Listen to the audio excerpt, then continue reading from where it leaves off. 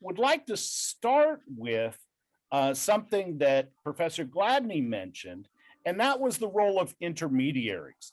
Now, he was talking about intermediaries on the historic Silk Road. The people who brought goods, maybe not from point A to point Z, but point A to point B, and so forth and so on. The people who played that role. And I was wondering if each of you might say something about the intermediaries of today. And specifically, for example, with regard to Professor Liao, she's been working on the role of banks and also some of these firms and their behavior, who they send, what they're measured by. And also, this is something that Professor Lampton discussed with, the idea that there isn't a China Inc. You have maybe overall marching orders, but you have individuals representing companies that are part of this. And Professor Gladney, you've highlighted, and in fact, you sought to work on the movement of families across the political boundaries, that sort of thing. But I was wondering if you might say something about who is trusted to make an outreach to Kazakhstan. Are the Kazakhs in Xinjiang trusted to do that? Or do you need Beijing sanction and Han ethnicity, as complicated as Han ethnicity is? So friends, that's a big question, but hopefully each of you might take a bite out of it. And so Professor Liao, why don't we start with you? Sure. Thank you, Clay, for starting with a really good beginning, laying out a foundation for what I want to follow up. In my view, there is no such thing as China Inc. And I always say this to my students, and I write it, in a couple of my articles on the subject. What you see is actually a lot of principal agent problems, as opposed to a top-down initiative of BRI implementation, right? So all the firms, and including, not just state-owned enterprises, but including a lot of local governments, they were all thinking when the BRI was released, what can I get out of it? How can I get support or finance from Beijing in order to fulfill what I want to fulfill? And that is why that you see, and I believe that Beijing, when she put out this big announcement, he was really genuinely seeing that I want to put out a good environmental sustainable BRI plan for all my neighboring countries to benefit. I mean, especially like Chinese, they have this old saying, 爱面子, right? They all really put a lot of emphasis on face, right? So it would be really a disgrace if all those big flagship projects come out to be like a big environmental disaster. But I think is the implementation level, when all those firms coming out say, okay, this is a macro policy, what can I get out of it?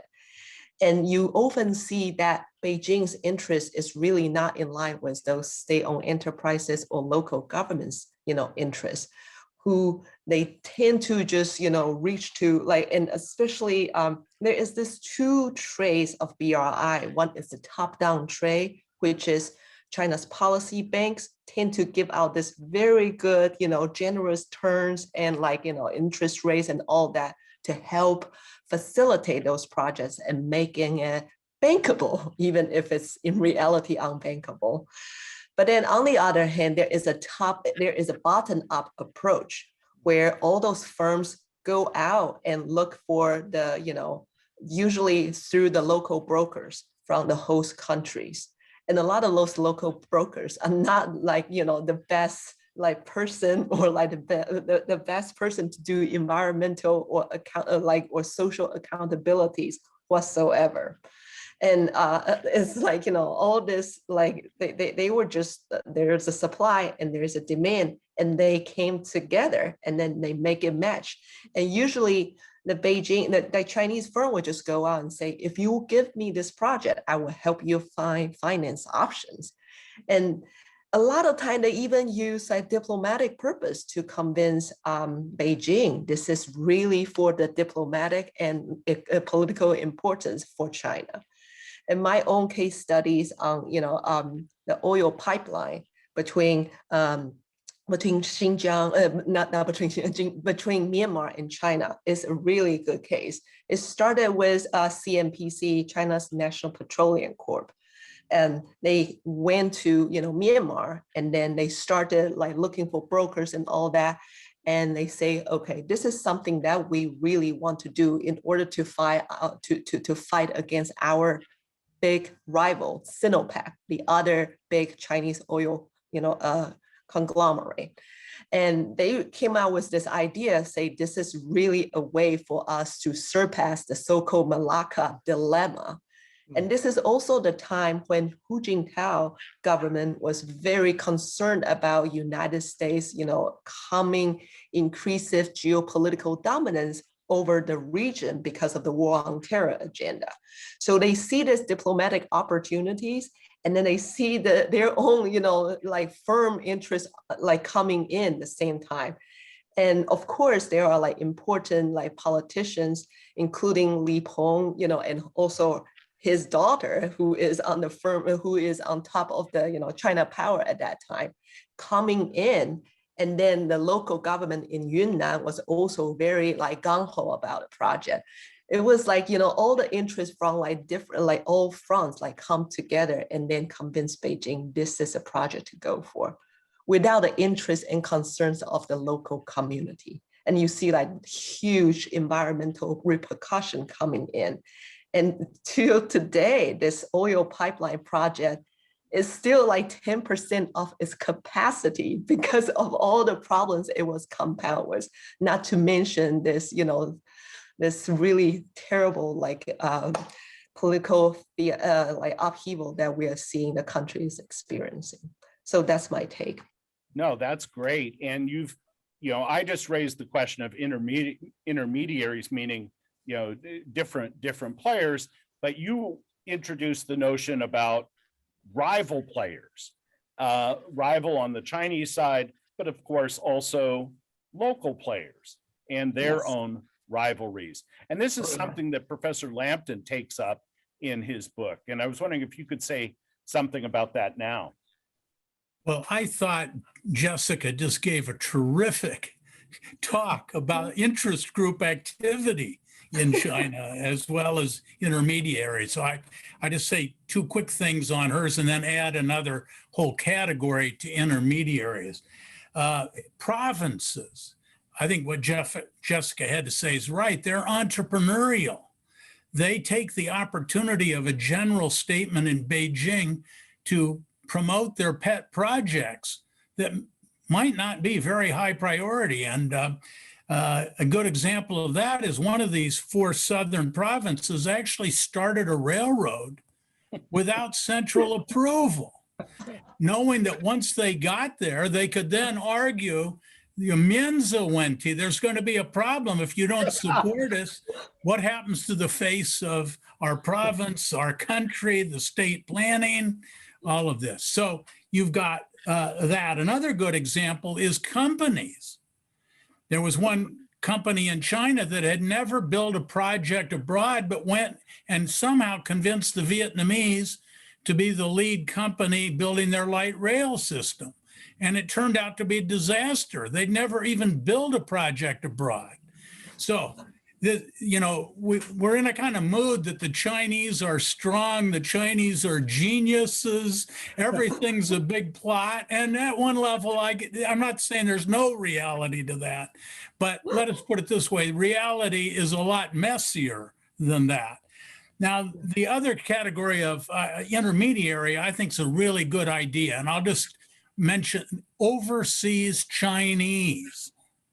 There are huge communities of ethnic Chinese often from South China and the coastal China, but not always.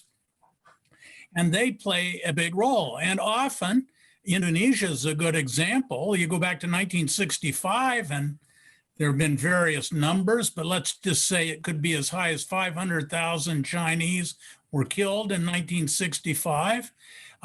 Chinese have been killed in Pakistan, and China now worries about how to protect people as they're building BRI and building value chains and so forth. But the overseas Chinese are in almost all of these countries extremely powerful in terms of economic leverage, but they're often a very small percentage of the local population. It might be Muslim, it might be Buddhist, might be any number of things. And often the Chinese people, overseas Chinese, are not loved, or at least under certain circumstances, they're not loved. And therefore, but on the other hand, the Chinese operate through locality organizations, family organizations, linguistic groups. And so the Chinese companies and people tend to use overseas Chinese as intermediaries to forge deals. But the more involved the overseas Chinese get, sometimes the more suspicious the local indigenous will say, or other ethnic groups in these societies become. So this is a whole nother set of problems. And if China tries to protect the overseas Chinese, then that even increases the suspicion. But if they don't try to protect the overseas Chinese, then the population in China begins to criticize the government for not protecting our ethnic brethren. So this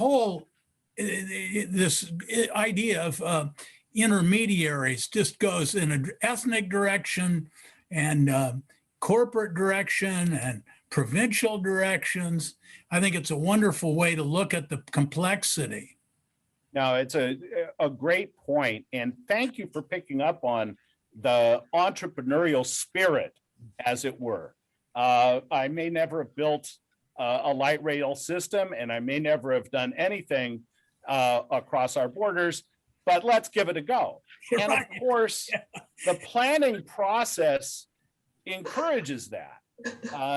First, Chinese companies, and they're in the state-owned ones, their government masters are encouraged to go out. And that starts to happen at the end of the 1990s. And then BRI becomes part of the Constitution, where you have to have a BRI plan. And maybe your BRI plan was tied to something that's important locally and that sort of thing. But now you put that kind of label on it.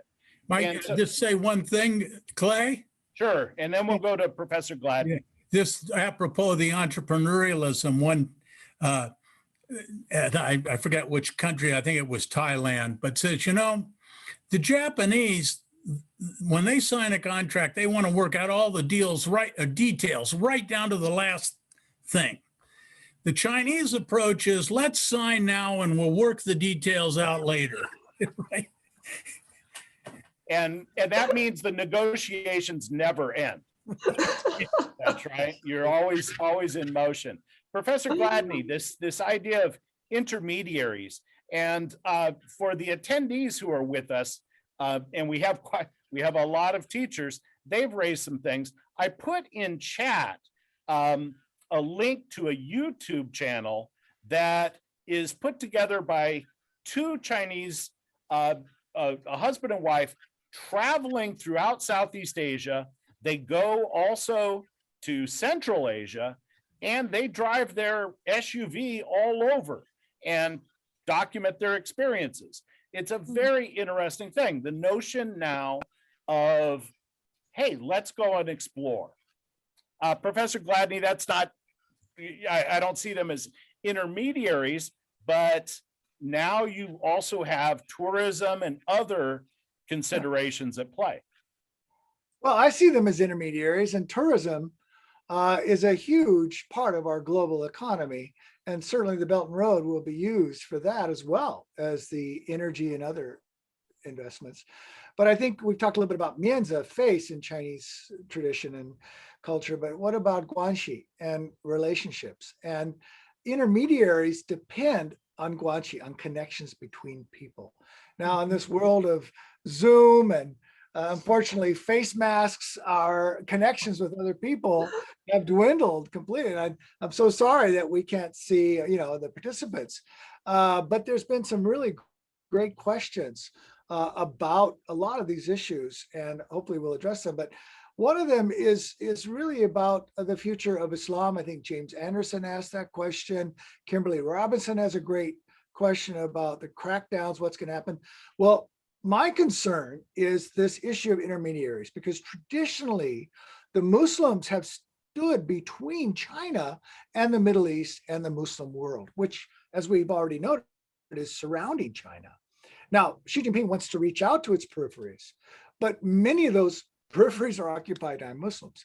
Now, formally on the surface, the Muslim governments and Middle Eastern countries have not objected to China's treatment of its domestic Muslim populations, particularly the Uyghur. And this has been a voice that's been absent. But I think most people who know the region know that these governments are doing what they've always done. They've, on the surface, publicly have kept things in check with China. They depend on China for trade and investment and for their support to stay in power. But they're also aware that on a Muslim street, whether in Central Asia, Turkic populations, or in the Middle East, Arab-speaking, Persian-speaking Iran, or in Southeast Asia, that large Indonesian, largest population of Muslims in the world, in Indonesia, 200 million. They're not supportive, and they know, the leadership knows. So we see sort of occasional voicing of dissent. God knows what they're saying behind the scenes. I'm worried about those, what I called in my first book, ethno-religious mediators, with both, no hyphen, both ethnic and religious. Uyghurs are Muslim and Turkic, and how that connection with the Turkic and Muslim peoples outside of China is going to be diminished by this repressive policy of the re-education camps. I think China is making a huge mistake. It may control its population domestically. It may eradicate any thoughts of resistance to the government's rule and policies. But what's happening to the future generations of the Uyghurs and other Muslims in China, and the reaction on its neighbors? Now, you mentioned, Clay, rising anti-Chinese sentiment. I wonder if we're seeing anti-Asian sentiment in the United States as a part of that general global trend of suspicion and resentment towards China's policies around the globe, not just in its peripheries.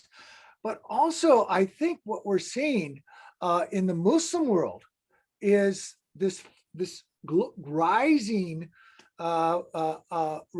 concern and complaints against China's treatment of its Muslim population, which would be a huge mistake for China to make. And I don't think that this is being taken into consideration.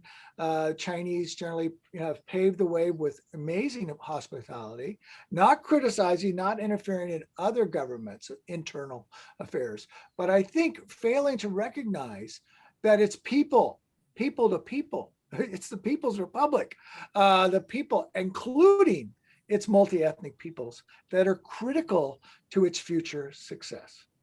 Well, and that's a wonderful point in thinking about who better could build some of those bridges than somebody who has the language, deep cultural sensibility, understands those sorts of things. And yet that's one of the things that Beijing is nervous about.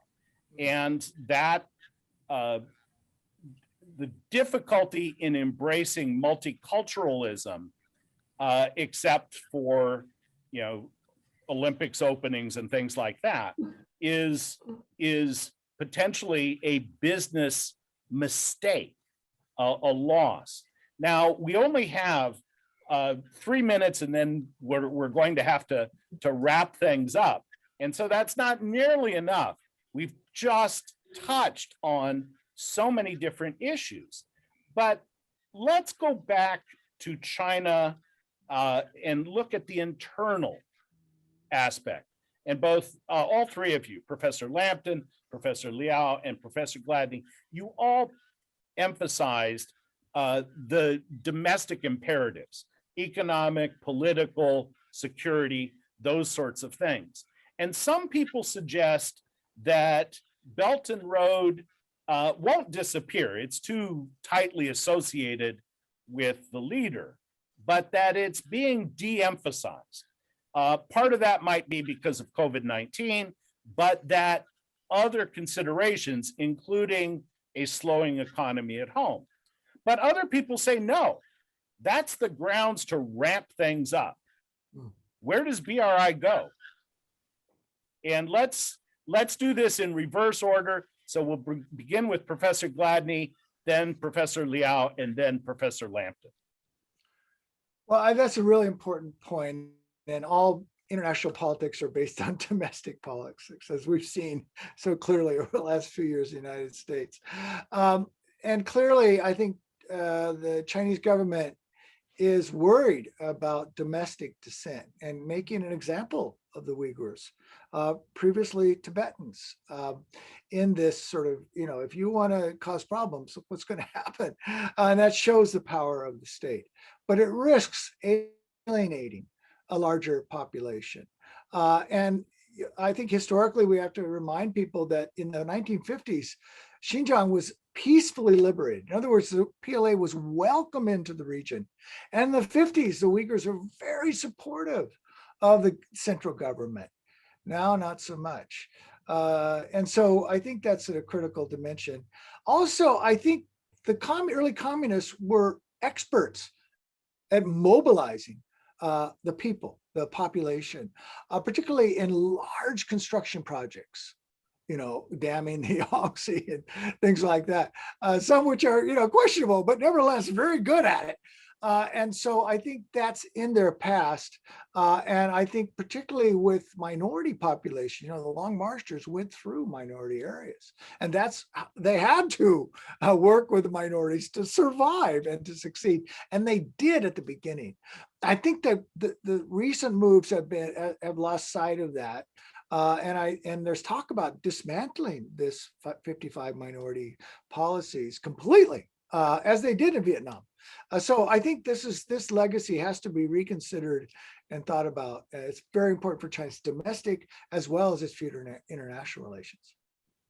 Thank you. Professor Liao. All right.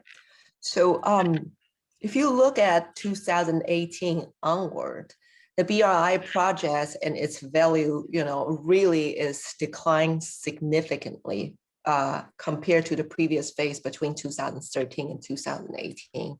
And I think this pushback that is at the backdrop of my research, right? You start to see environmental groups, local groups, and then there is another string of complaints, which is the debt, right? Like when you build all those, what Professor Lampton was talking about, the White Elephant projects, and a lot of those projects started and just kind of hang there, never finished.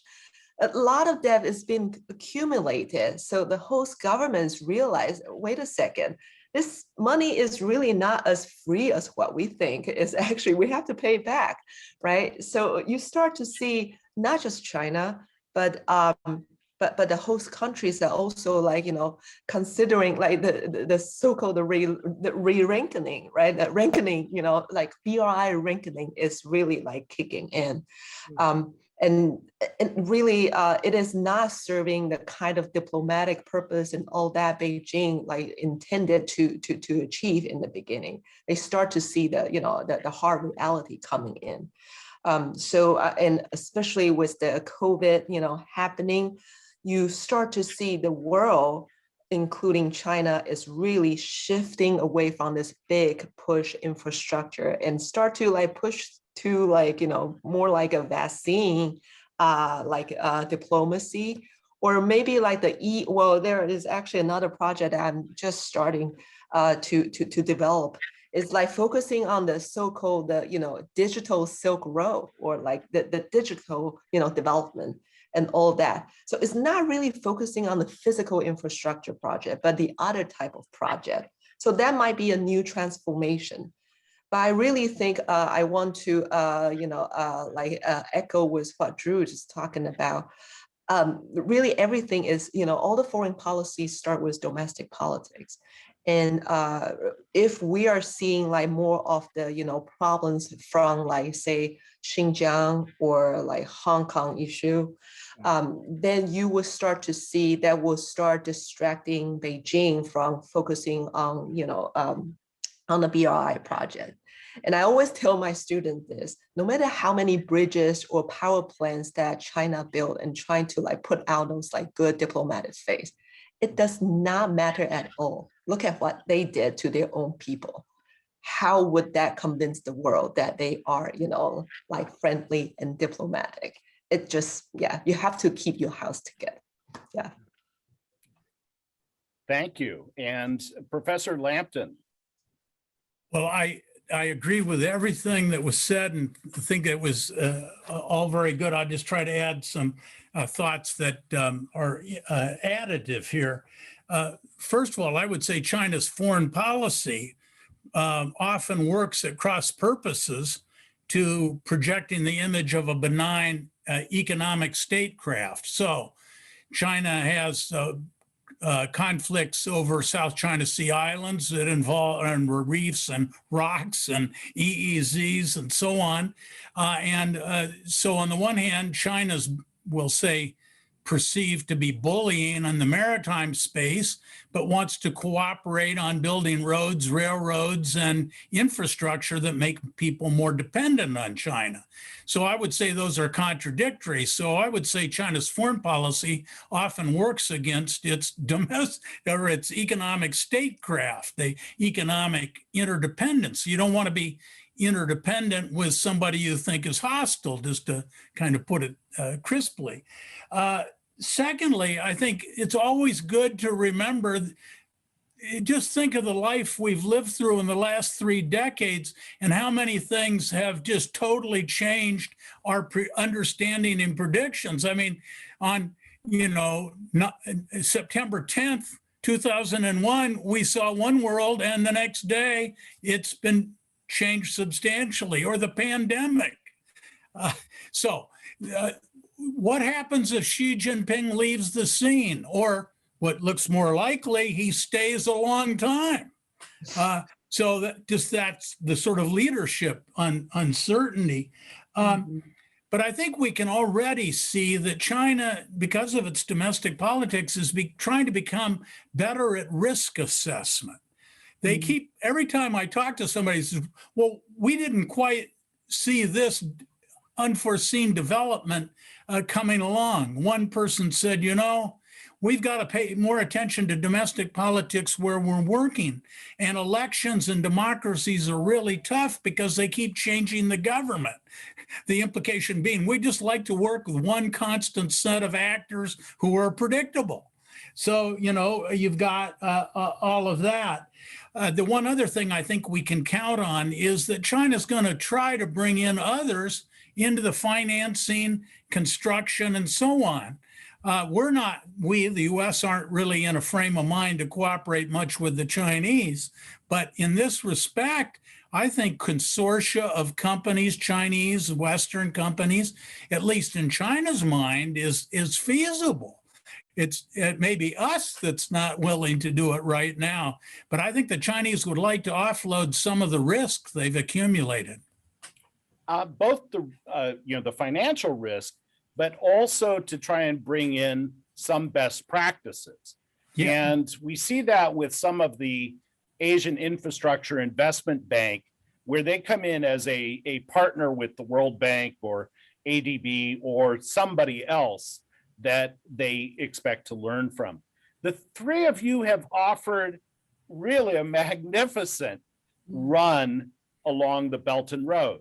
And one of the striking things, as Professor Lampton just said, you don't think you need a high-speed train until you've ridden on one, until you've had the joy of getting, without going through an airport-like circumstance, from one place to another. And so we didn't know that we needed, video conferencing in the way that we do.